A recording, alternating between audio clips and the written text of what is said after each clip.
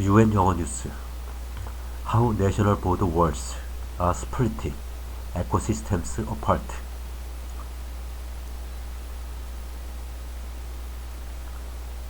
Amid a rising tide of nationalism, walls and fortified fences are proliferating around the world. These barriers pose a growing threat to wildlife, blocking migrations and threatening millions of species that will need to move to keep up with the changing climate. Pity the tiny band of lynx in the Polish half of Europe's most ancient forest. In June, their home, the Białowieża forest, was cut in half when the Polish government completed construction of a wall on its border with Belarus.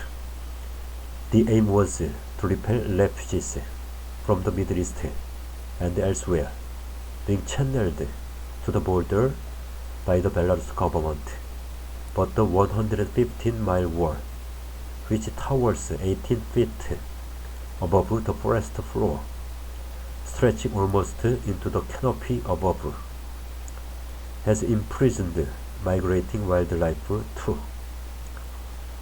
The dozen or so lynx holed up on the Polish side of the barrier will no longer be able to hunt, feed, or breed with their more numerous fellows across the border. The wall dividing the 1,200 square mile forest is expected to increase hunger among the lynx, and by limiting options for mates, decrease their already low genetic diversity.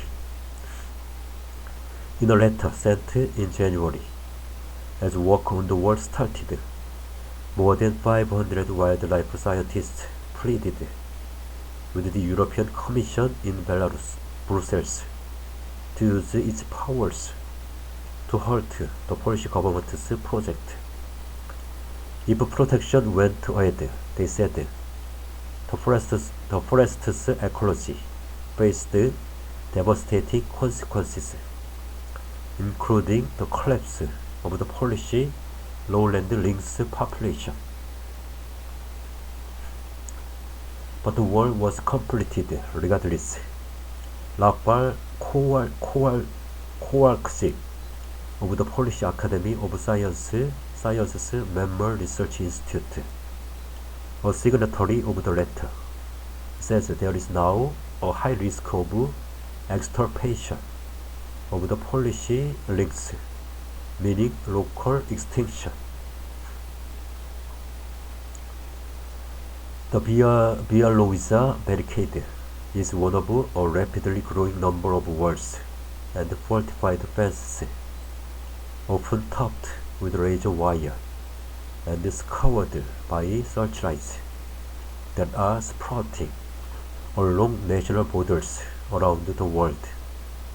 Their construction is fueled by growing fears about cross-border migrants, terrorists, drug smugglers, and in the case of the wall built by Ukraine between 2015 and 2022, a failed attempt to dissuade Russian armed forces from infiltrating into the east of the country, from the swamps of Africa to the mountains of Southeast Asia, and from the US-Mexico border to the steppes of Central Asia. Many of these barriers are appearing in remote regions that have until now been the preserves of nature. They are blocking seasonal migrations of large animals, reducing genetic and species diversity, and threatening the futures of millions of species that will need to move their domains to keep up with the changing climate.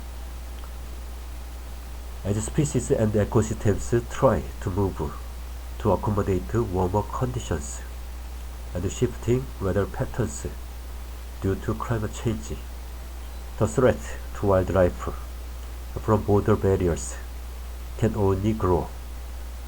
This is especially true, says Mark Titley of Durham University in the UK, when the barriers stretch long distances from east to west, preventing poleward shifts or follow contours on mountainsides, preventing similar movements uphill to cooler climes. A study last year by Titley and colleagues concluded that by 2070, climate change will mean that some 35% of members globally will have more than half of their climate niches in countries in which they are not currently found. So, without the ability to cross borders, they face annihilation. Titley highlighted three key borders with the highest number of species at risk: those between China and Russia, the United States and Mexico, and India and Myanmar. All three are currently barricaded. It wasn't meant to be like this. When the Iron Curtain fell in the early 1990s, it seemed that a borderless world had arrived, says John Linde of the Norwegian Institute for Nature Research, a lead author of a global study into the impact of the new barriers on wildlife. Transboundary cooperation in wildlife conservation spread. But since then, and particularly in recent years, a rising tide of sometimes xenophobic nationalism has seen many nations erect walls along their borders and reinforce and militarize previously flimsy border fences, often in apparent violation of international environmental laws, such as the Convention on Migratory Species, which requires migration routes to be protected. Elizabeth Bartlett at the University of Quebec in Canada calculates that 74 borders walls now exist across the globe, 6 times the number at the end of the Cold War. They extend for more than 20,000 miles. Some barriers kill directly with electric cross razor wire or by entangling animals that try to cross. Others block migration routes, preventing access to vital resources such as watering holes and seasonal pastures, or deter animals with their roads, patrols, or harsh lighting. The epidemic of fence construction continues, says Linde, and the modern generation of fences are more solid than the old ones. India has fenced about 3/4 of its 2,500-mile border with Bangladesh, halting cross-border movements of wild Asian elephants, whose natural range extends from northeast India to Bangladesh, Bhutan, Myanmar, and Nepal. Israel's 26 feet 8 meter high separation wall, which extends for 440 miles around the Palestinian West Bank, also prevents seasonal movements by gazelles, foxes, wolves, and other animals between the hills of the West Bank and the surrounding lowlands. Increased fragmentation of their habitat deprives gazelles of the opportunity of freely tracking food sources, as these become available seasonally, according to a study headed by Yorem Yom Tov of Tel Aviv University. As a result, the number of mountain gazelles has fallen dramatically, with only 2,000 left in the world. In Europe, the Polish wall through the Białowieża primeval forest has received the most attention from environmentalists. The scientists later warned that the forest is the last remaining temperate lowland forest in Europe, existing with little human disturbance since the end of the last ice age. The wall crosses an ecological corridor that is of pan-European importance, they said, and until now formed part of the main dispersal route of large mammals.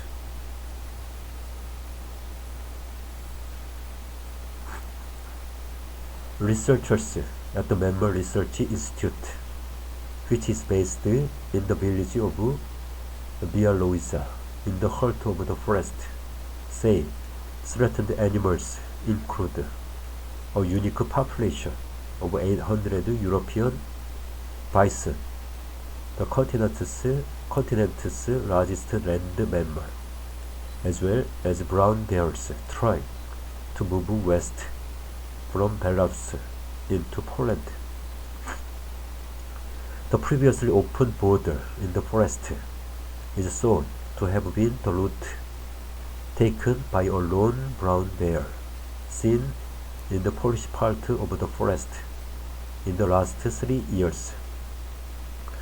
The first such appearance in 80 years, but the war now means that the possibility of recolonization in the Polish part of the forest is broke, says Kowalczyk. When the project began, the Polish government answered its critics by promising to install 24 wildlife gates. But Kowalczyk says that today the gates are closed and will remain closed. The gates were just a soothing agent to give an impression the government would maintain connectivity. In any case, says his institute colleague Krzysztof Schmidt, animals will not stand in a queue at the wall, waiting for the gates to be opened. The Polish wall is one of a series being constructed across Europe since a surge of migrants from the Middle East and Africa crossing Europe began in 2015. Greece and Bulgaria have both barricaded their respective borders with Turkey. Hungary erected more than 200 miles of fences along its borders with Serbia and Croatia. Slovenia barricaded off Croatia.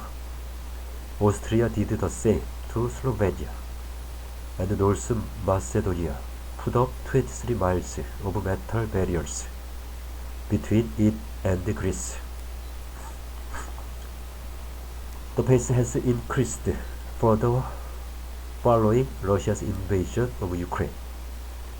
In August this year, Lithuania completed a fence along some 300 miles of its border with Russia, with Russian ally Belarus, complementing a similar fence on its Russian border.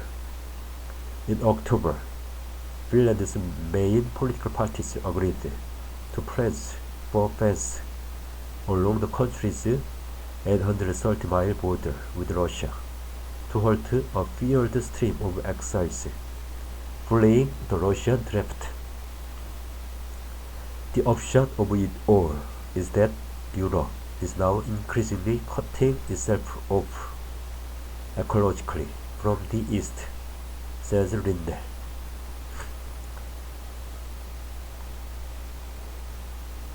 At the same time, the US has been seeking to exclude Latin American migrants by plugging the 2,000-mile US-Mexico border with fences and walls. But in so doing, it is also sealing off wildlife. The border is reckoned to bisect the range of 120 species of non-flying mammals, many of which have long traveled between Mexico's Sierra Madre Occidental and the Rocky Mountains, says Ron Pullian of the University of Georgia and the Borderland Restoration Network, a non-profit based in Arizona that aims to protect both humans and wildlife in the area. The barriers risk derailing the return of the jaguar to the US Southwest. Pullian says the big cat had been extinct north of the border until a few jaguars recently recolonized from Mexico. But he warns that the US presence of the animal will once again become a ghost if the barriers currently in place are allowed to remain. Meanwhile, the ocelot is down to fewer than 100 individuals in the US. Many live in Texas and depend on shrublands in the lower Rio Grande Valley that extend across the border. A continuous border wall could disconnect more than 34% of US non-flying native terrestrial and freshwater animal species from the 50% or more of their range that lies south of the border, according to an international study headed by Robert Peters and Jennifer Miller of the non-profit Defenders of Wildlife and colleagues.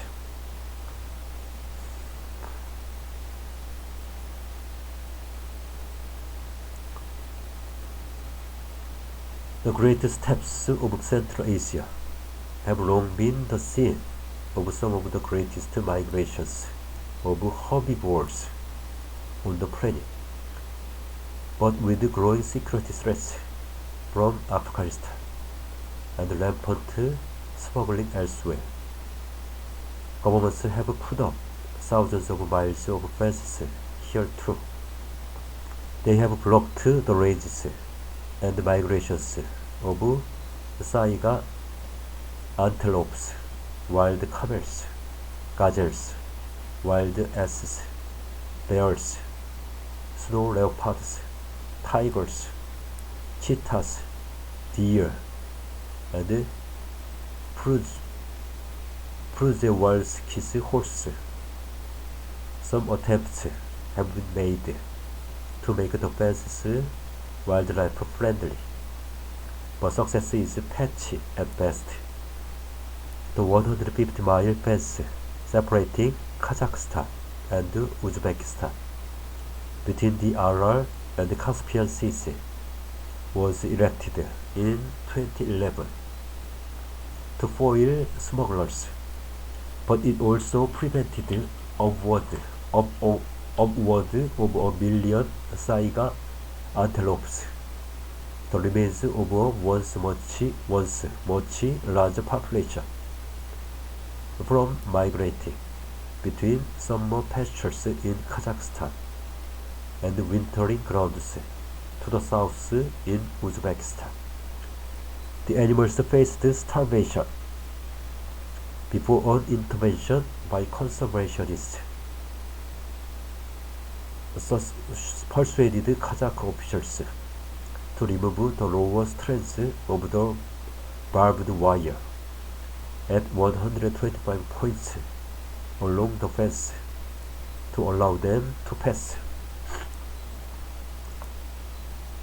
The action, completed in 2016, was hailed as a conservation triumph, but to date, while saiga numbers have recovered in Kazakhstan following the abating of an epidemic of bacterial disease and better patrols against poaching, the animals have rarely found or used the gaps, according to Eliana Miller Burland of Oxford University and the Saiga Conservation Alliance. Sometimes border fences are intended to stop animals rather than people.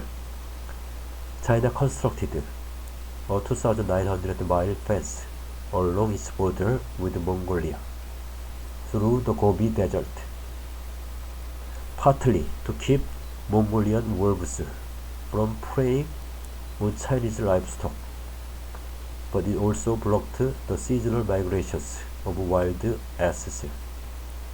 Botswana erected a 300-mile electric fence on its border with Zimbabwe to keep out cattle infected with foot and mouth disease. But the fence has had major impacts on the cross-border movements of some of the region's most iconic wild species, including giraffes, elephants, and zebras. Yet both barriers need not be permanent.